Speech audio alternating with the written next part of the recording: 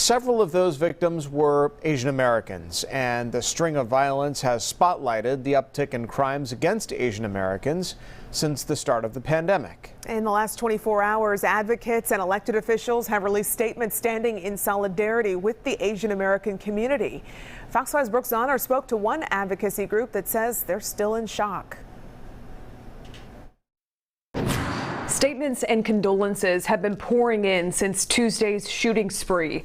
Authorities have told us the suspect, 21-year-old Robert Long, told them the shooting itself was not racially motivated. However, advocates say you can't ignore the fact that 6 Asian American women were the victims in this case. It's really hard.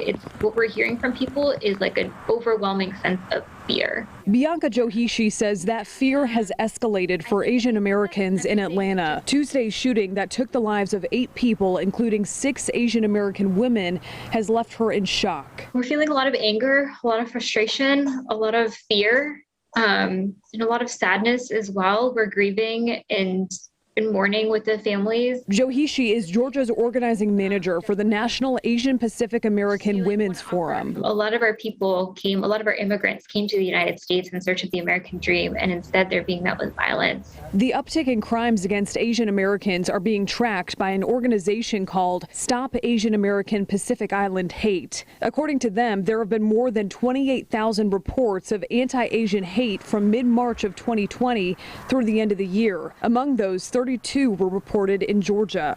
COVID has definitely increased and augmented rates of Asian American violence and anti-Asian violence, really. But we've been seeing this issue long before COVID even started. Various organizations like Asian Americans Advancing Justice and Asian American Action Fund are calling for change. Johishi says she doesn't know the victims involved in Tuesday's rampage, but she says the sense of fear in the Asian American community is growing. We're seeing people who are afraid of going to the grocery store because of the violence that they experience, or just even like a slur, a racial slur. The National Asian Pacific American Women's Forum tells me they do plan to organize some sort of vigil for those shooting victims.